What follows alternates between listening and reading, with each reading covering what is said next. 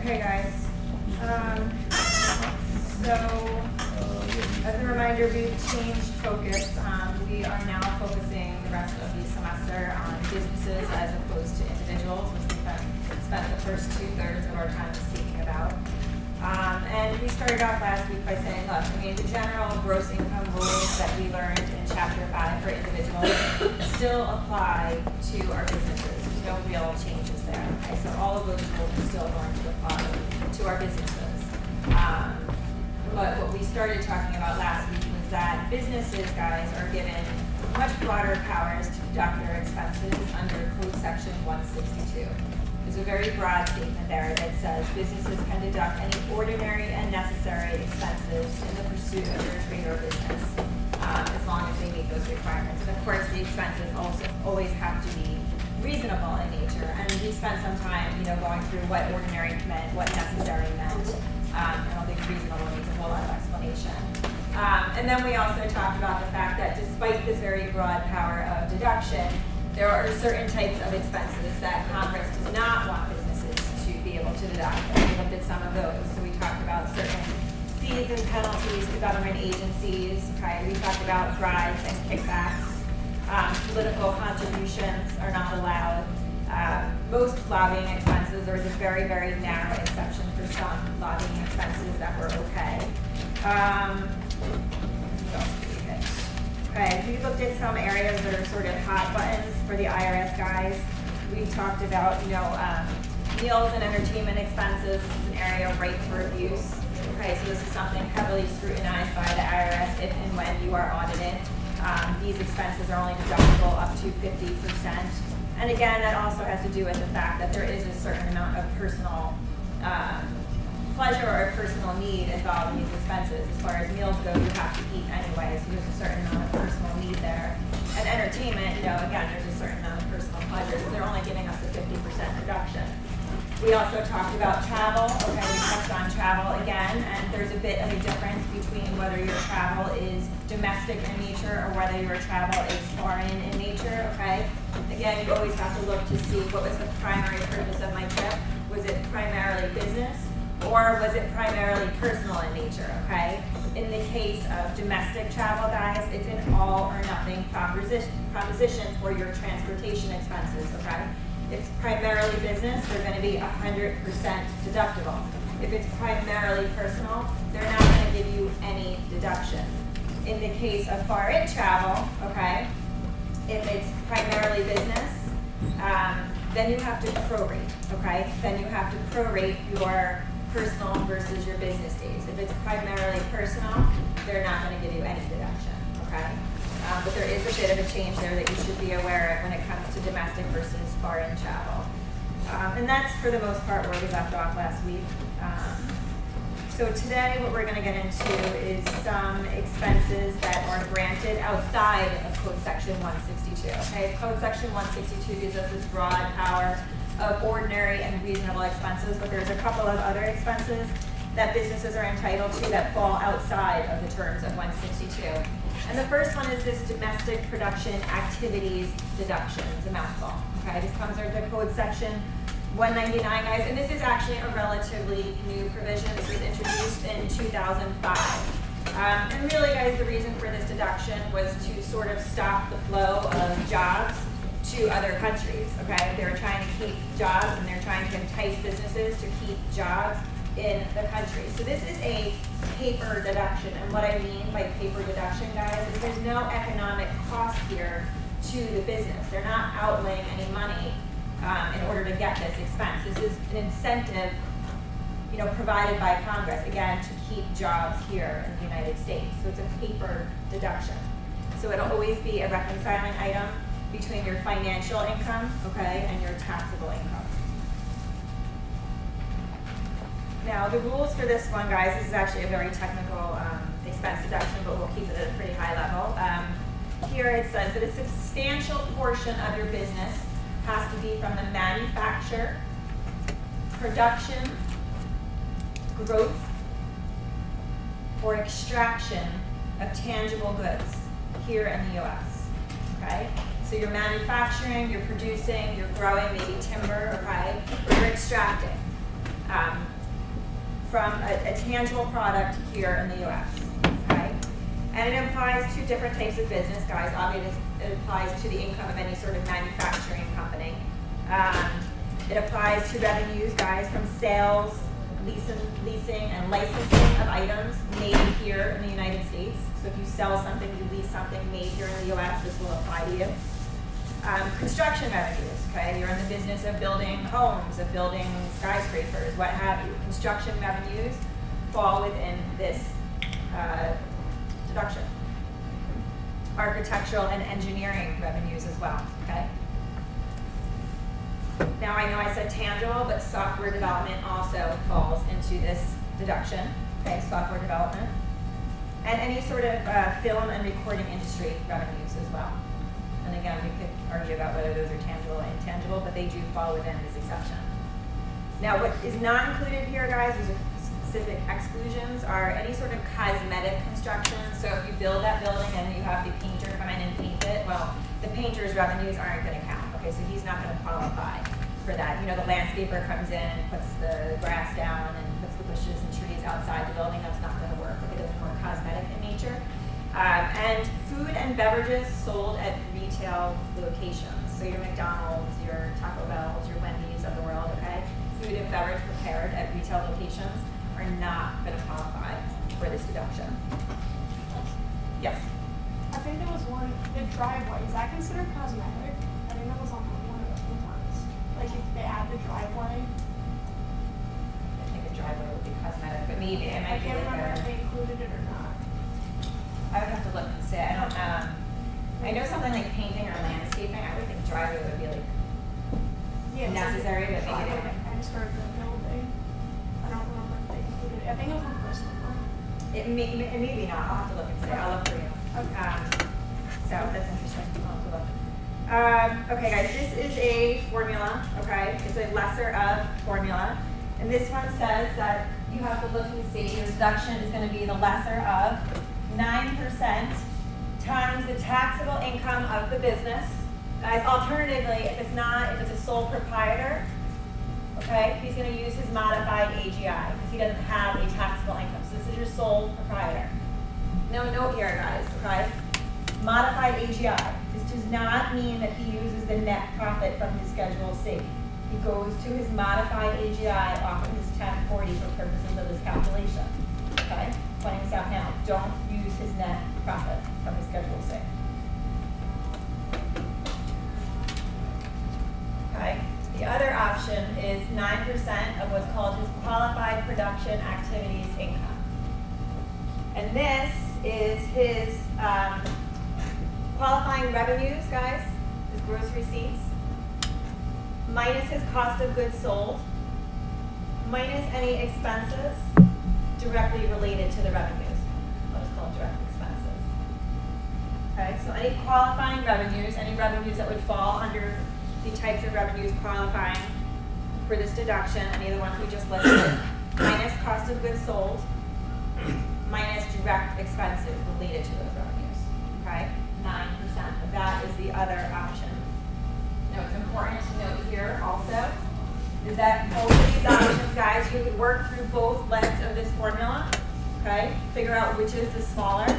Then they're both further limited by 50% of the W-2 income, okay? This means your employee income, okay? Your employee income, guys. This does not include income for partners. This does not include income for independent contractors. Employee income only. So you work through both parts of the formula, select the lower number, and then it's capped at 50% of your W-2 income, okay? Can't go over that.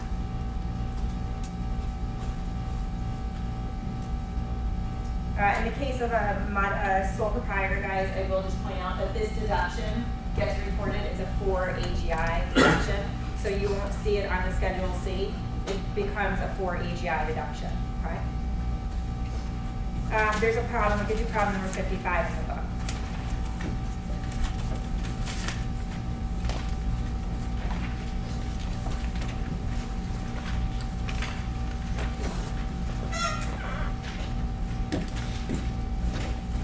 Okay. we have Renee. She manufactured and sold a gadget, a specialized asset used by auto manufacturers that qualifies for the domestic production activity deduction.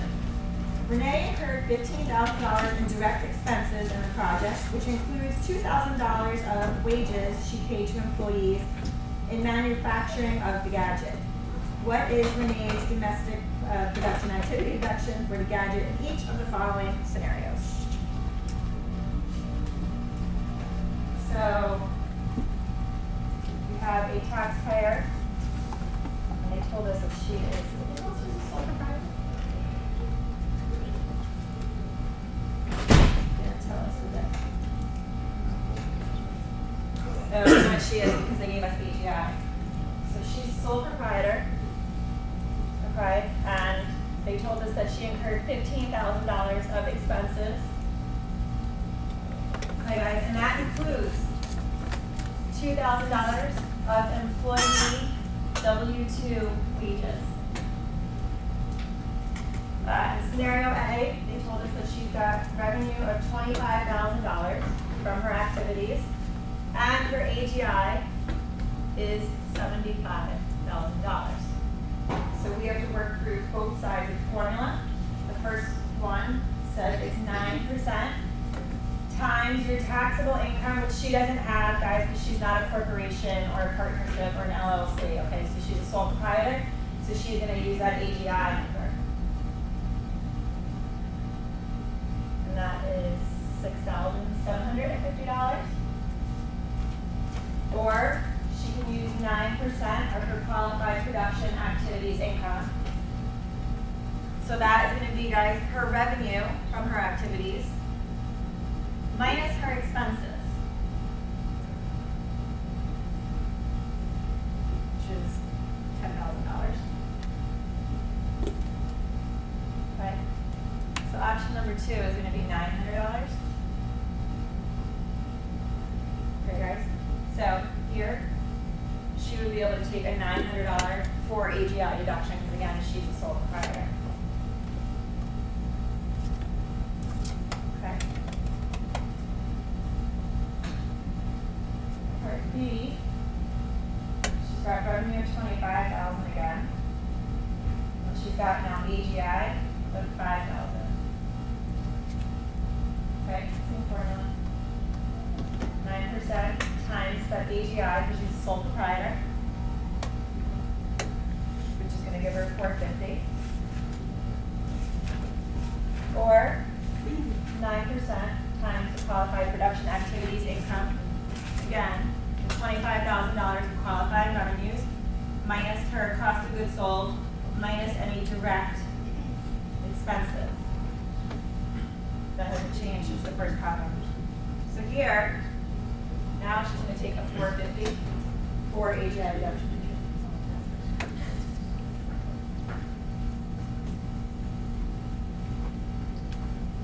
Okay. One more.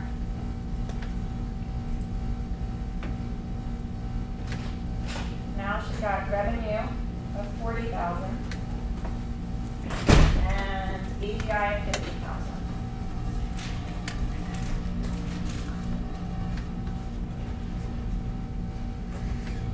Same formula. You have to go through both sides.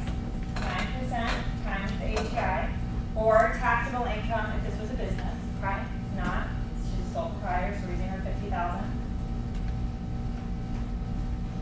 So we give her $4,500. Or now her revenues change to $40,000.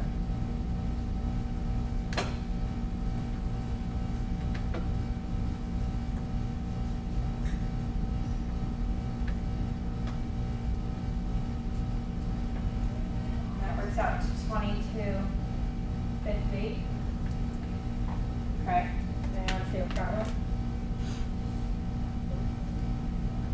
I'm gonna pick the smaller. Anyone see a problem? It's over the 2,000. It's over 50% of the $2,000 of W-2 wages. Okay. So the total amount can't be more than the 50% of the W-2 wages. So we pick the smaller one, guys, but this is going to be capped at $1,000, okay?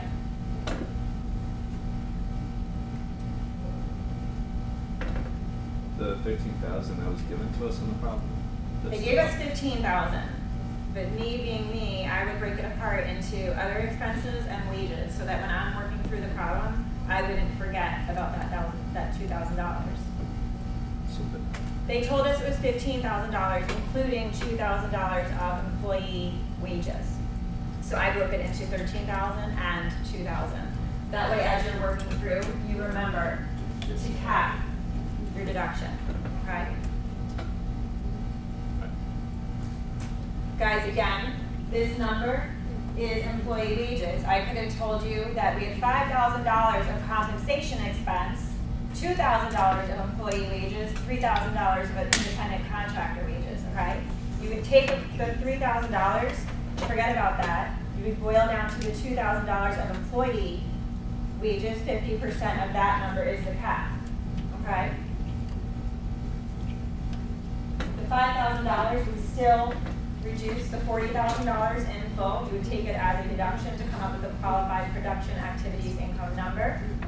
But for purposes of calculating the cap, you don't use any of the independent contractor wages, only the employee W-2 wages. Are all these deductions for EGI? Well, if you're a sole proprietor, it would be, okay? Because again, if you're a business, you don't have 4 EGI from EGI. It's just revenues minus expenses. So if it's a true business, like a corporation, it's just gonna be another deduction. Why is 10,000? Can it be over 50% of the W2 wages? 50% of the W-2 wages is $2,000. $2,000 is wages, so 50% of that is $1,000. So right, $1,000 is your maximum deduction. But guys, again, work through both sides of the formula, then apply the cap, okay? Good?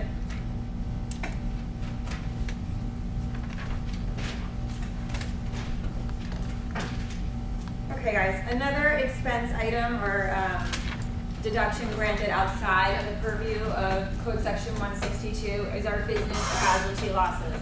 Guys, these aren't drastically different than the casualty losses we talked about for individuals, okay? It is something sudden, unexpected, okay? Something sudden, unexpected, unusual. Again, they cite things like, storm, shipwreck, fire, theft. Okay, these are casualty losses. So again, they're pretty much the same. Guys, again, anything broken, damaged, misplaced, lost, okay? That is our problem. That is not Congress, the IRS's problem. There's no casualty loss for those things, okay? It's similar enough, guys, but it works just differently enough to screw us up. So it depends here on if you have total theft or total destruction, or if it's only a partially destroyed item, okay? The rules change a little bit. So in the case of total theft or destruction, okay guys, here you just take whatever it was, your adjusted basis for the asset, minus any recovery. And then see if you have a loss after your recovery. Now guys, recovery is insurance money, obviously, okay? It's also if the item still has maybe some scrap or salvage value, you sell it for, whatever it's worth after the destruction. That also counts as recovery value, okay? So it's insurance plus any money that, you can still claim from the item. Now, if it's only a partially destroyed item, then your starting point is the lesser of the adjusted basis or the decrease, that's the decrease, my shorthand, sorry, in the fair market value of the asset, okay? Minus, again, the recovery. So you pick the lesser of these two items, minus the recovery, okay? And if there's still anything after you get your insurance money, that is your loss, okay? Guys, notice here, unlike our personal casualty losses, there's no $100 per incident floor, okay? There's no 10% AGI floor limitation, okay? None of that applies here. Whatever you calculate becomes your deduction. Also, note, this is for businesses, okay? This would go on presumably their Schedule C or their 1120 if it's a corporation, guys. This also applies to investment assets, okay? Again, we've talked a few times about activities rising to the level of trade or business, but if it's not something you're doing on a regular and continual basis, guys, it may only count as an investment asset, okay? These same rules apply to investment assets, but in that case, it's part of our Schedule A deductions. This is our miscellaneous itemized deductions, not subject to the 2% floor. That's where that will go, okay? Can you say that one more time? Yes, if it's an investment asset, not a trade or business asset, okay, it goes on your Schedule A as a miscellaneous itemized deduction, not subject to the 2% floor. This goes in with your gambling losses, okay, and your unrecovered annuities. But again, that's only for investment, guys. If it's trade or business loss, okay, then it's going to go on your 1120, that's going to go on your Schedule C. It's just a difference of where it's going. The way you calculate it, though, for investment and trade or business purposes is the same. Okay. There is problem number 57. This one says, this year Amy purchased $2,000 of equipment for use in her business. However, the machine was damaged in a traffic accident while Amy was transporting the equipment to her business. Note that because Amy did not place the equipment into service during the year, she does not have any depreciation. And we won't worry about depreciation yet. After the accident, Amy had the choice of repairing the equipment for $1,800 or selling the equipment to a junk shop for $300. Okay, that's part of our recovery or salvage value. Amy sold the equipment. What amount can Amy deduct for the loss? So we have a taxpayer, and she's using it in her trade or business. It's not an investment, okay? And the asset has an adjusted basis of $2,000 to her. And in the first scenario, they tell us that she has the option of repairing it for $1,800 or selling it for $300, and she opts to sell it for the $300. So guys, here, she's going to take her adjusted basis minus the $300 of recovery, okay? She'll have a $1,700 casualty loss. This is not a totally destructive item. She could have gotten it repaired if she chose to. She decided not to, and she just sold it instead. Okay. Part B says, after the accident, Amy repaired the equipment for $800. What amount can she deduct for the loss? Okay. Here, guys, we're going to work with these rules, our partial destruction. So she could take lesser of her $2,000 basis, or guys, $800. That's the decrease in her fair market value. And think of it this way, guys, whatever you pay in repairs is generally going to be your decrease in fair market value. She had this asset that started worth $2,000. It got in an accident, okay? It presumably dropped to $1,200 in value. She had it repaired and restored to where it was before the accident. So that $800 in repairs represents the decrease in the fair market value, okay? And now she's put it back to that original basis. So that would be her decrease in fair market value, is that $800. Okay, minus, guys, well, she doesn't have a recovery in the second scenario, okay? She doesn't sell it, she repairs it and decides to keep it. So she's got no recovery here. So look, the rule says you pick the lesser of the adjusted basis or the decrease in the fair market value. So we're going to select the $800. She doesn't have a recovery. She didn't collect any insurance. She obviously didn't sell it. She's keeping it. Okay? So here, guys, she's going to have an $800 loss.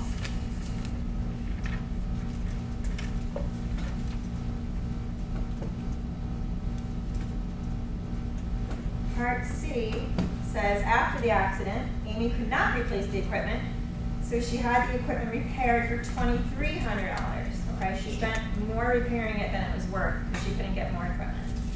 What amount can she deduct?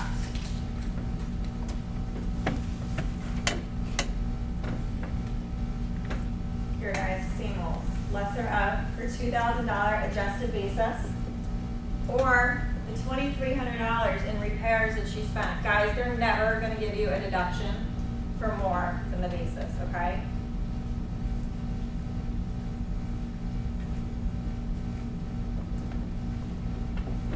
Okay, she's gonna take a $2,000 deduction there.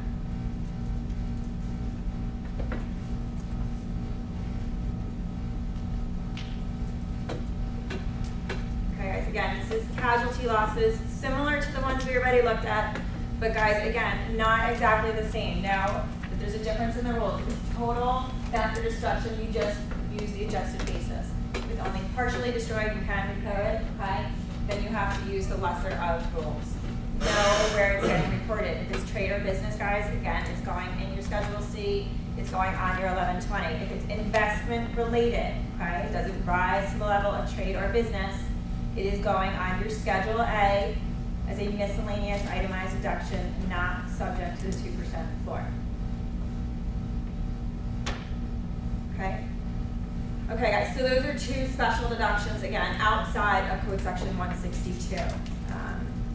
Now the book kind of hops around a little bit, it gets into accounting periods, okay? Guys, we have to close our books every year, just like we do in financial reporting, okay? So every business has to select a tax period. And there's generally three choices available to us, guys. A calendar year, which ends on December 31st, okay? A fiscal year end, which means it's a month end other than December 31st. So we can close our books on March 31st, we can close them on November 30th, okay? It's some month end apart from December 31st. Or there's also what's called a 52, 53 week year end. And this is generally used by companies who have heavy inventory. They may say, I want to close on the Sunday after New Year's, okay, because they presumably want to close their store and they want to go in and count their inventory after their busy season is over, okay? So they may know when their busy season is and they may want to close the weekend after that to go in and do a top to bottom inventory count. Those are usually the types of companies who will use 52 to 53 year ends. That can also be any time during the year. That could be any time during the year. They could say, I want to close on the 4th Friday of June. Or they could say, I want to close on the Sunday after New Year's. And they will do that every single year thereafter. Okay, guys, once you select an accounting period, that is your period, and you need IRS approval to change it. Okay, you can't just change it from year to year. You need approval generally to change these things. Okay, guys. Now, who has to use what periods is a little bit different. Okay, guys, as individual taxpayers, okay, the rules in the code say that if you keep no books and records, which most of us as individuals do not, okay, if you keep no books and records, your year end is the calendar year end. You have to use the calendar year end if you keep no books and records, which is why most of us as individuals use a calendar year end, okay? If you have a sole proprietor, okay, you have a sole proprietorship, guys, we know that they fill out that Schedule C and they attach it to their 1040. And because of that, okay, they too will have to follow the calendar year end because their Schedule C has to be turned in along with their 1040. Okay, so they too will follow the calendar year end. Flow-through corporations work a little bit differently. Again, our flow-throughs are our partnerships, guys, our LLCs, our S corporations. These are our flow-through entities, okay? They have what's called a required year end, okay? It's a required year end. And there's very technical rules that apply to figure out what their required year end is, but in general, what it means, guys, is that they look to their majority owners, they look to their majority members, majority partners, okay? And they look and see what their year ends are, and then the partnership or the LLC has to adopt that year end as their own, okay? They're generally looking to their major partners, their major owners, at what their year ends are, and then the pass-through entity adopts that as their required year end. they can apply for what's called a business purpose year end, okay? If they can demonstrate that they shouldn't have to require, to be used that required year end, okay? Because they're doing a certain percentage of their business, usually more than 25%, at a different time of year, they may be able to demonstrate that they should be able to elect this business purpose year end as opposed to the required year end, but it's a pretty stringent requirement. So there is potentially another option out there, but for the most part, they have a required year end. And the reason is this, guys. The IRS wants this required year end because all of the income is assigned to the last day of that partnership year. So let's just say these are all the partners, okay? Most of them, let's say, are individuals. And this is going to be their personal year end. But if they picked for their partnership the January 31st year end, okay, all of the income for that partnership gets assigned to that date. So they wouldn't have to report it. Even now, 11 months of their business was done before that partner's individual year end, okay?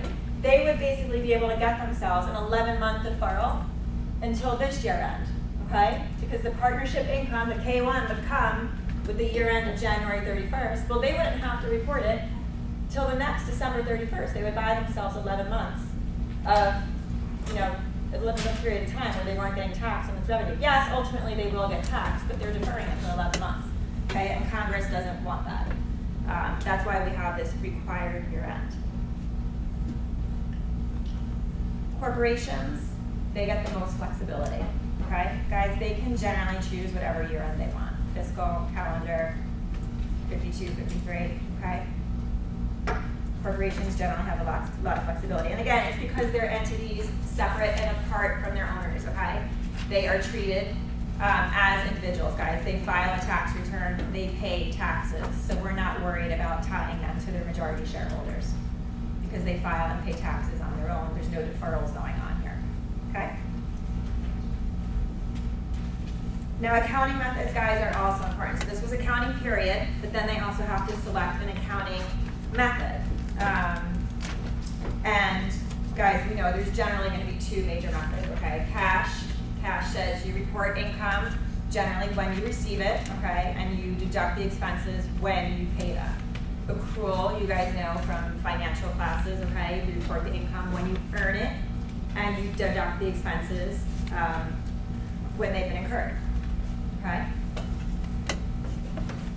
Now, the revenue, the code deals with this in code sections 446 to 448. You don't need to know that. Now, the code, guys, very generously starts off by saying, look, you can use any accounting method you want so long as it clearly reflects your income and you use it on a consistent basis, okay? They just very generally start off saying, use any method you want, okay? Just make sure it reports income clearly and use it on a regular basis. Okay, but then they do what they always do, guys, and they pull back on this, okay? And the first biggest major exception says that, and I'll read you the actual words, for tax purposes, the taxpayer shall compute his income using the method for which he regularly computes his income in keeping his books. And what they're saying, guys, is that, look, if you're required by the SEC to use accrual accounting, okay, you have to do the same for tax. Okay, if you're using accrual accounting for financial reporting purposes, you have to do that for tax purposes. You're using cash for financial reporting purposes, you have to do the same for tax purposes, okay? So that's the first big exception, where they're saying, don't do whatever you want. Now you have to look and see what you're doing for financial purposes, okay?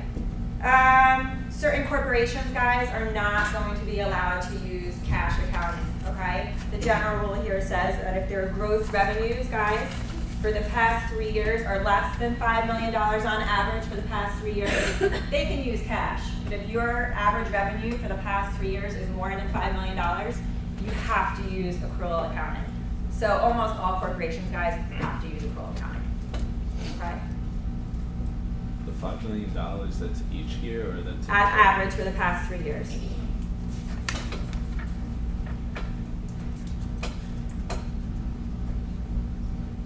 Okay, there's a third exception as well, guys. And this says that if you have a substantial portion of your revenues coming from the sale of inventory, okay, Then you have to account for your gross profit, okay? Your gross profit using the accrual method. Guys, your gross profit is your revenues minus your cost of goods sold. You can keep the rest of your accounting on the cash method, but for the gross profit, that you would have to do using accrual purposes, okay? A substantial portion of your revenues is coming from inventory. So again, most people who have heavy inventory, guys, are going to use accrual accounting. Most businesses in general, guys, use accrual accounting unless it's a small mom and pop shop, you know, and then they may be using cash. Okay, so we're going to get into this sheet in a minute. I just want to point out a couple of things here before we get into this. Guys, you guys have been studying accrual accounting, financial reporting accounting for a while now, okay? There is a sort of conflict between what a taxpayer is trying to achieve for financial accounting and what they're trying to achieve for tax, okay?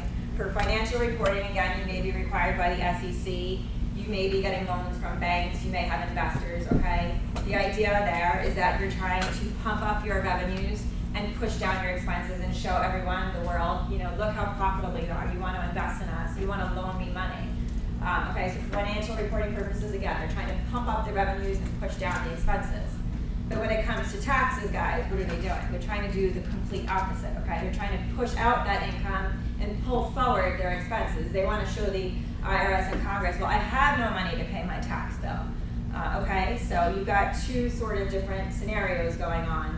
And this is a large part of the reason why that first rule comes in and says, look, whatever you're doing for financial reporting purposes, you also have to do for tax purposes, because they know that people are going to try and game the system. And here they're going to pump the numbers up to their investors, and then when it's time to report to the IRS, they're going to try and push all the numbers down. So they're basically saying, you do this for one, you've got to do it for the other. Also keep in mind, guys, a large part of what's going to happen here, where we're going to go off the rails from what you've been studying in your general financial reporting classes, is that the IRS, guys, is a revenue-raising agency, okay? They want their money, they want it today. They want to tax it as soon as they can. So that's where a lot of these differences are going to be driven from. So if you keep these things in mind, the rules will start to make a little more sense as we work through them, because they are going to be different than your basic financial accounting rules. If you have this chart, pull it out. There's a couple up here. If you haven't gotten one, there's 2 or 3 it looks like left up here. If you haven't gotten one, you will want this. Okay, this kind of summarizes about 5 or 6 pages for you.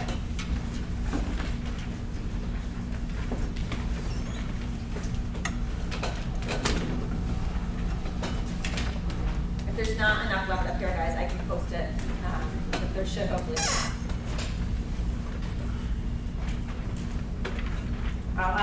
I'll email it to you. I'll post it. Okay. If you hopefully can look on with someone.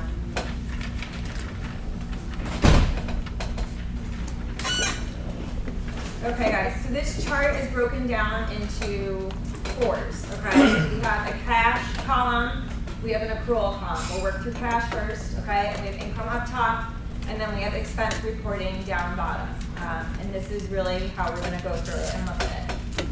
So guys, when it comes to cash, we know the general rule is that you recognize cash, I wrote here, upon receipt, okay? You might wanna write in on the actual collection of the cash, guys, or on the constructive receipt. Remember we talked about constructive receipt back in chapter 5, okay? Constructive receipt, guys, said that when the money is credited or set apart for your use. And that really looked at the willingness and the ability of the payor to give you those monies, okay? If they were ready and willing to pay you, then it was credited or set apart for your use, okay? You had to have knowledge of the payment, you had to know it was there. And there had to be no substantial restrictions on you gaining access to this money, right? Was it given to you after business hours when the doors were locked? Did you have to drive, 1,000 miles to go get it? Okay, so it's actual receipt or constructive receipt.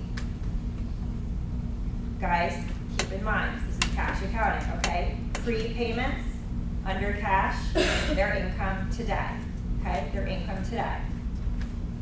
You guys are gonna wanna say prepayments, no, it's not accrual. Prepayments, especially under cash, guys. Again, the IRS is a revenue raising agency. If you have cash in your pocket, they want to tax you on it, okay? Big exception. Going into the expenses. General rule, guys, says upon payment. when do you pay the expenses, okay?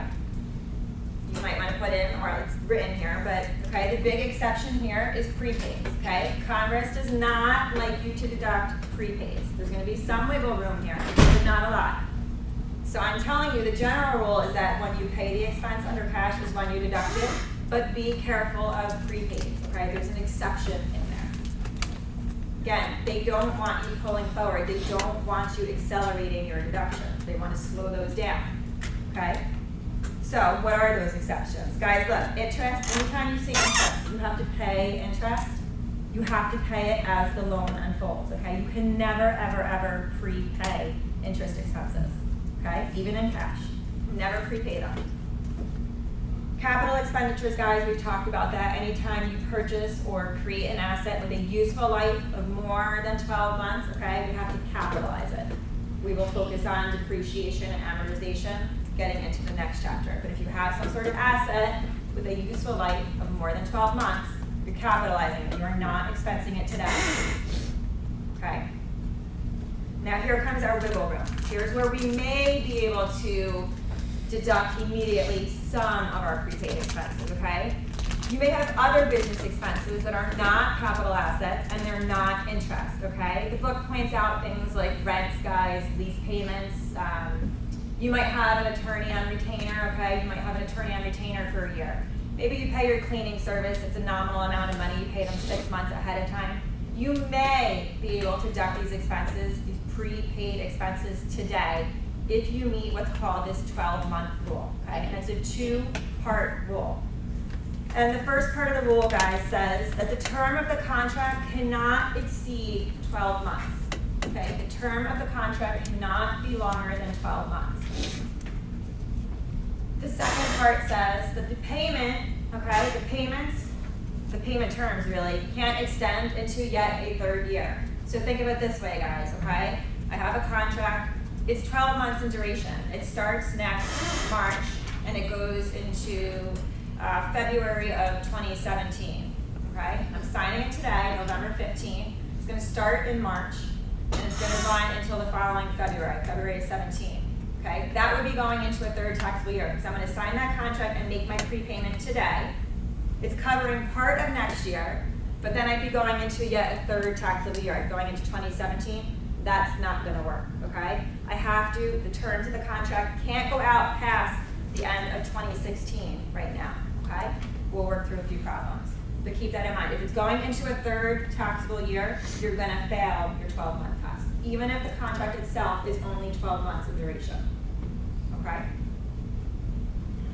Okay, if you pass both legs, guys, then you can deduct the prepaid today. This is our narrow exception to our rule, okay? If you fail either part of this test, then you're gonna have to prorate the expenses as they're actually incurred.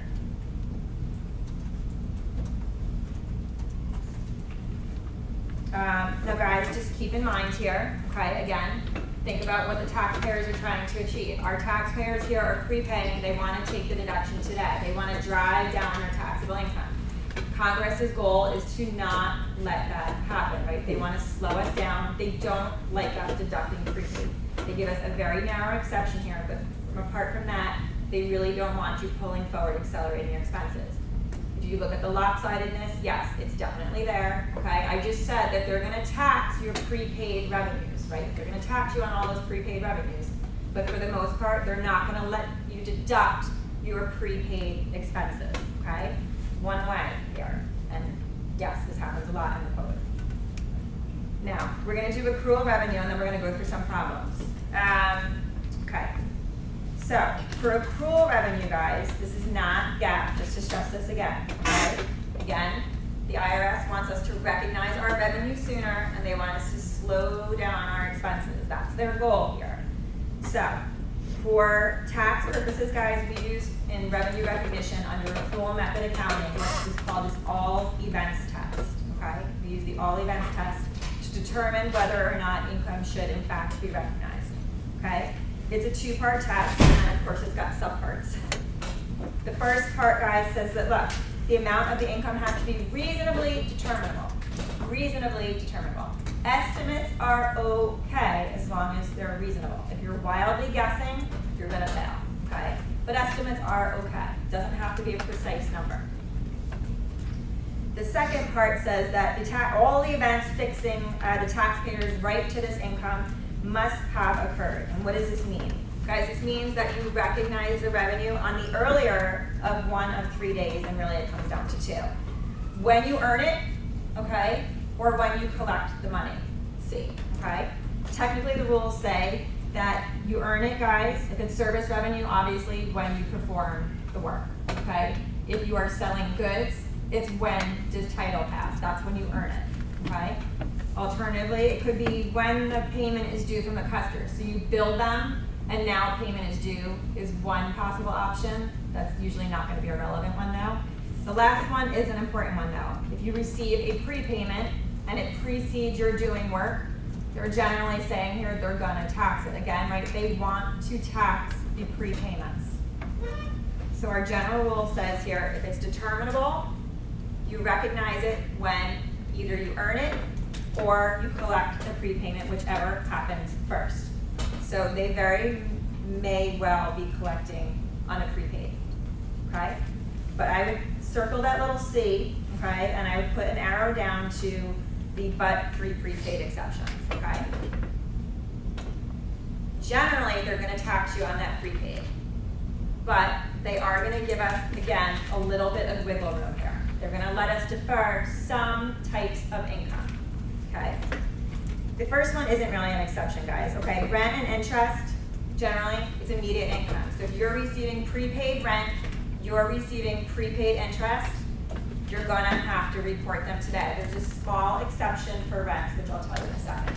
But generally, if you're seeing prepaid rent, you're seeing prepaid interest, you're receiving it, this is your revenue, you're gonna have to report it today. You're gonna pay taxes on it as taxable income today, okay?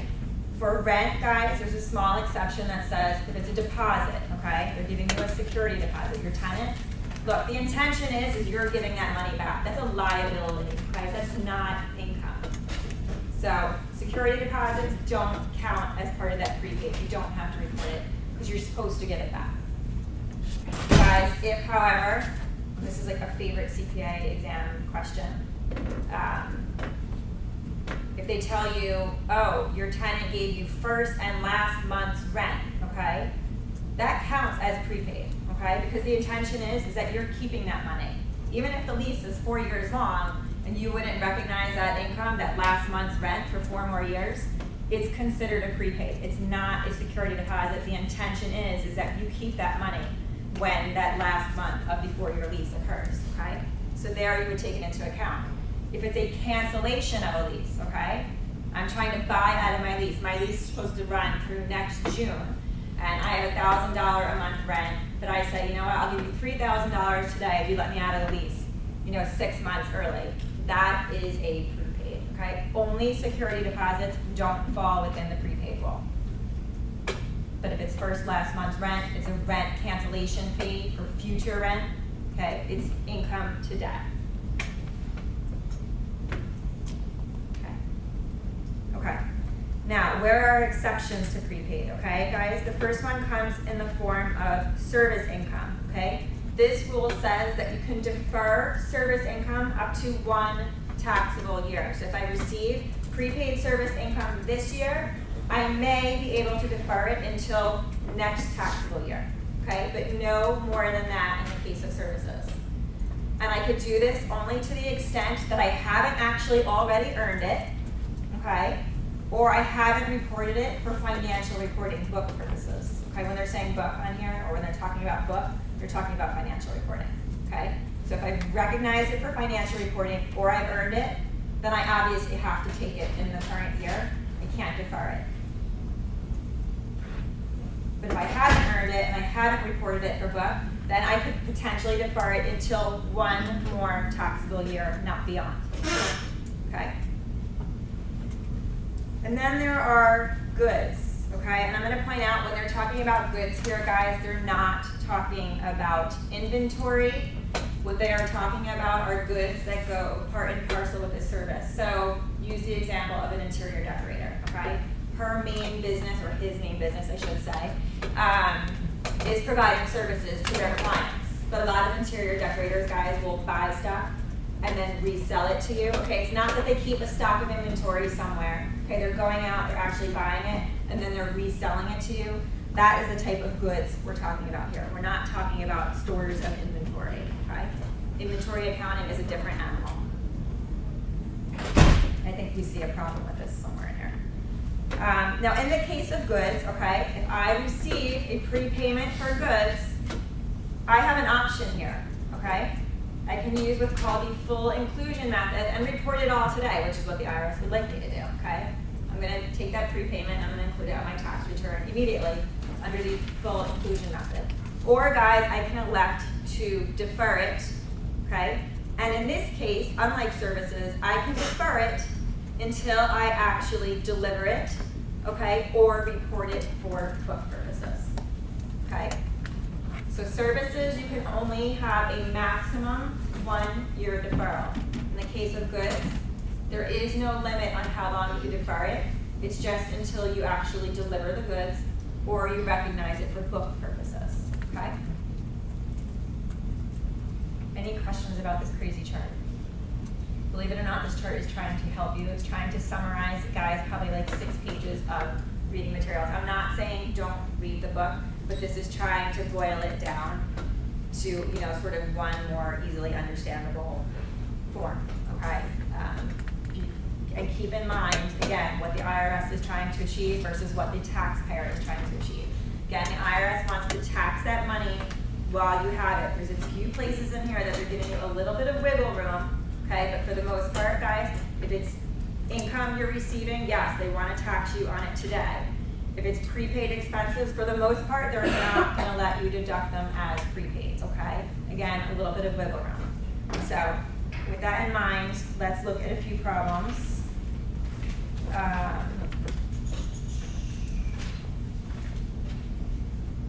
Let's start with 60.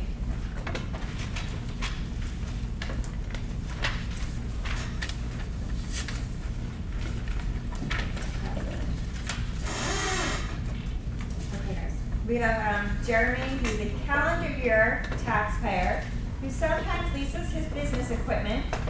Leases, guys, think rental, okay, think rentals. His business equipment to local organizations. He records the following receipts this year. Indicate the extent to which these payments are taxable income to Jeremy this year. If he is A, a cash method taxpayer, or B, he's an accrual method taxpayer. So in the first scenario, we have a $1,000 deposit from the Ladies Club, which wants to lease a trailer.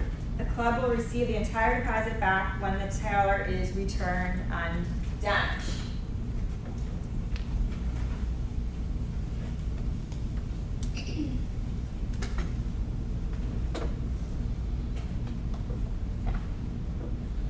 All right, guys, we'll do cash and we'll do accrual.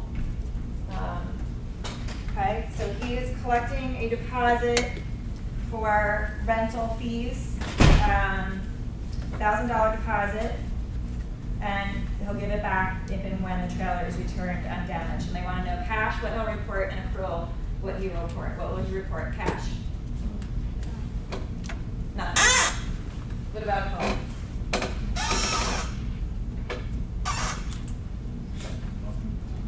Nothing. Guys, it's a deposit, okay? Deposit, again, the intention is to give that deposit back, which here is clearly to give it back. Then it's a liability. There's no income involved here.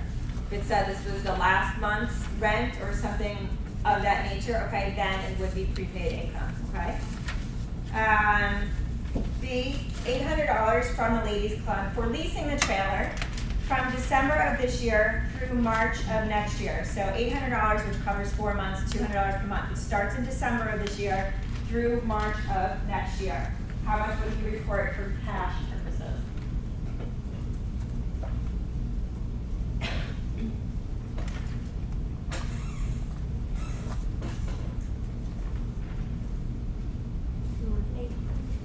$800. Okay, guys, cash, don't overthink cash prepaid income, okay? Generally, it's cash. You receive it, you're going to report it, okay? Actual or constructive receipt, well, he's actually getting this money, so don't overthink the cash income, okay? What about accrual?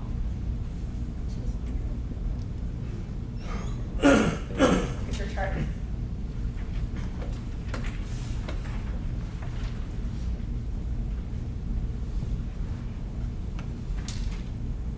Okay, he's an accrual basis taxpayer, it's income, okay? Be the 800 also.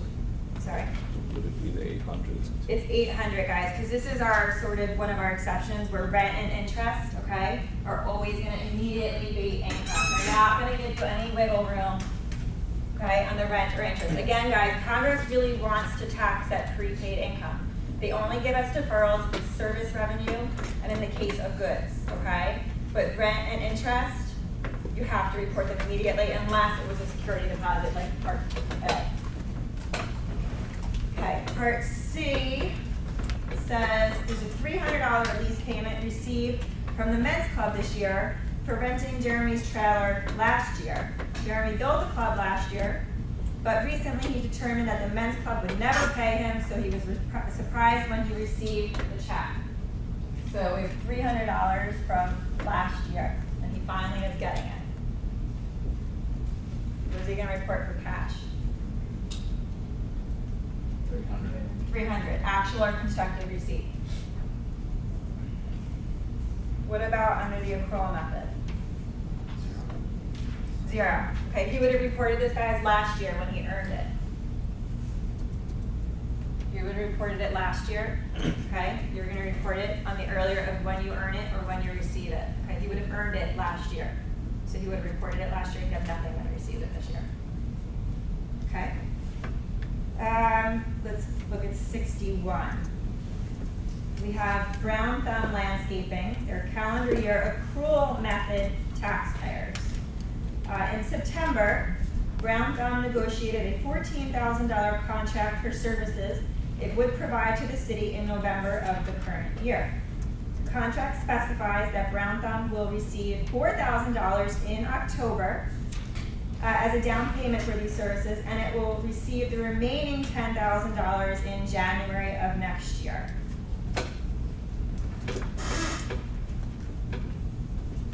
So we have a calendar year accrual taxpayer, okay? We negotiated a $14,000 contract for services. He's gonna perform the services in November. So he's gonna earn it in November. He's gonna get paid $4,000 in October, and he's gonna get $10,000 next January. Okay? Part A says, how much income from this $14,000 contract will Brown Thumb recognize in the current year? He's an accrual method taxpayer. They want to know how much is he going to report in his income this year. Service income. All 14, guys, okay? You want to use the all events test, okay? He's an accrual method taxpayer, so we're going to use the top right corner box, okay? We have to use our all events test. Is the income reasonably determinable? Yes, we know it's $14,000. And then the rule goes on to say that you're going to recognize it on the earlier of when you earn it or when you receive it, okay? He's earning it all this year, so he's going to report all of it this year.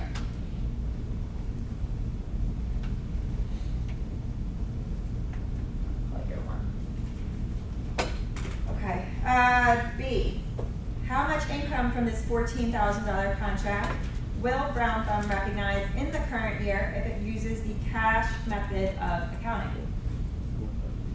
4,000. Again, actual or constructive receipt.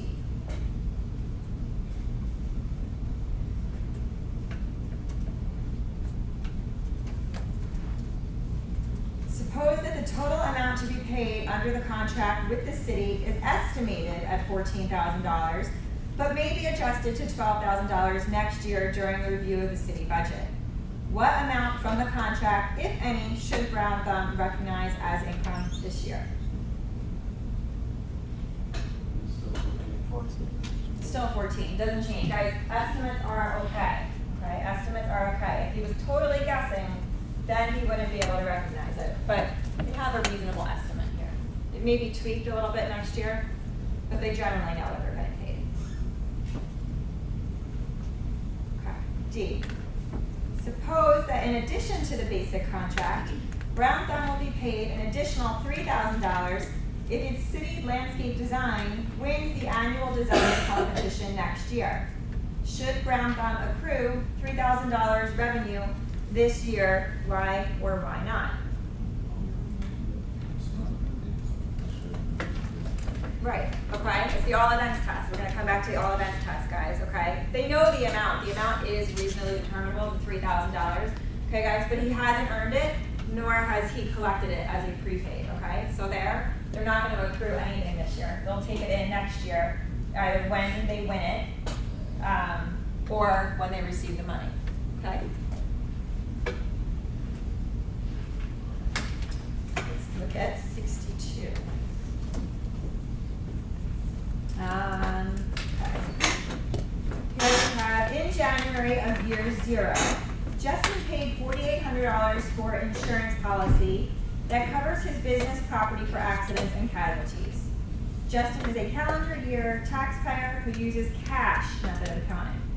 What amount of the insurance premiums may Justin deduct in year 0 in each of the following alternatives? Okay.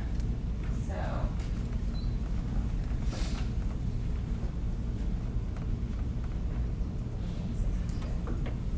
We have a calendar year cash taxpayer, okay, and he spends $4,800 in year 0 on insurance.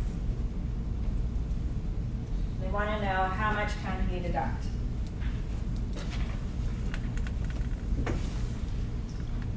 Part A says the policy covers business property from April 1st of year 0 through March 31st of year 1. How much of this prepaid can he deduct? Okay, he's paying expenses now, guys. He's a cash method taxpayer, and this is an insurance expense. So we're looking at our bottom left-hand column. Contract runs from April 1st, year 0 through March 31st, year 1. What rule are we using? We're using our 12-month rule. Okay, our 12-month rule, guys, says, is the contract longer than 12 months? Is it? No. So we're good on that part of it. So far, so good. Okay, then it says, guys, the contract can't extend into yet a third taxable year. Okay? He's going to sign and pay this contract in year 0. Okay? The contract goes through March 31st of year 1. It's not going into year 2, so I think we're okay, right? So he's going to be able to deduct all $4,800 this year.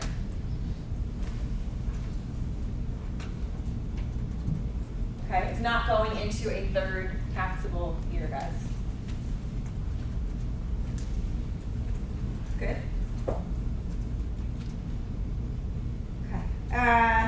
B. The policy begins on February 1st of year 1 and extends through January 31st of year 2.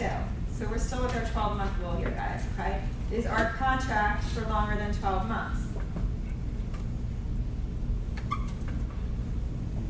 No, we're still within 12 months. So we're good on that part. Are we going into a third taxable year? Keep in mind, he's paying this, okay, he's spending this $4,800 in year 0, it tells us, January of year 0. Okay, here guys, the contract is running in through January 31st of year 2.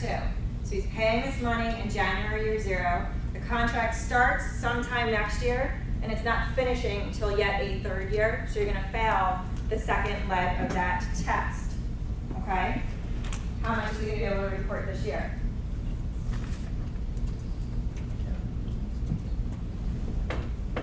Nothing. No part of the contract is being delivered this year, okay? None of the expense is actually being incurred this year. Okay.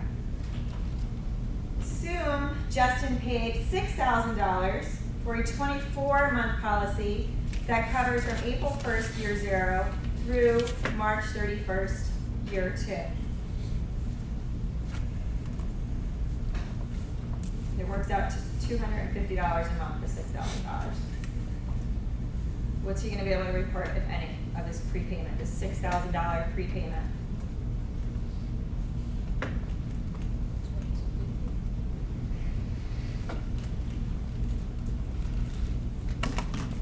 All right, let's start with, can he deduct all of it? No, why not? It goes into a third year, but it also, guys, it's a 24-month policy, okay? The policy itself is for greater than 12 months, so you could stop right there. So we know that he can't deduct the full $6,000. Can he deduct any of it?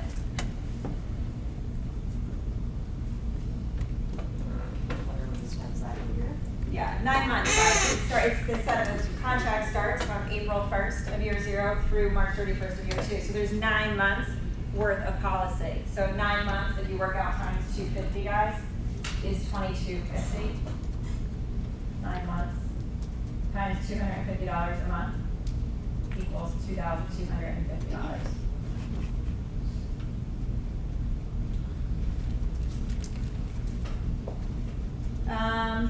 Part D.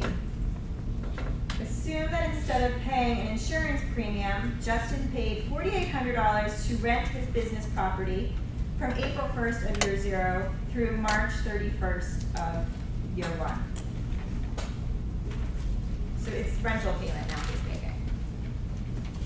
Can you deduct any of this $4,800 this month, and if so, how much?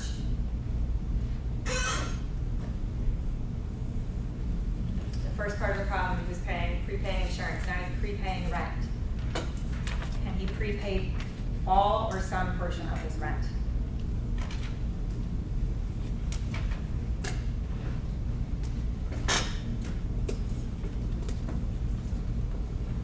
What's the rules, guys? Cash with the taxpayer is paying an expense, prepaying an expense. Is he allowed? Does this fall within our exception for prepaid? Is it just full prepayment, I guess? The whole prepayment, okay, guys? He's gonna fall within the 12-month rule. The contract is for 12 months, okay, and it doesn't extend into a third year. The only time he would be foreclosed from doing this here, guys, is if he fails the 12-month test, or if it was for interest, okay? This isn't interest, it's rent, so it's okay. He can deduct all $4,800 here. All right, guys, I'm gonna give you back the test. I'm not gonna put it up on the overhead.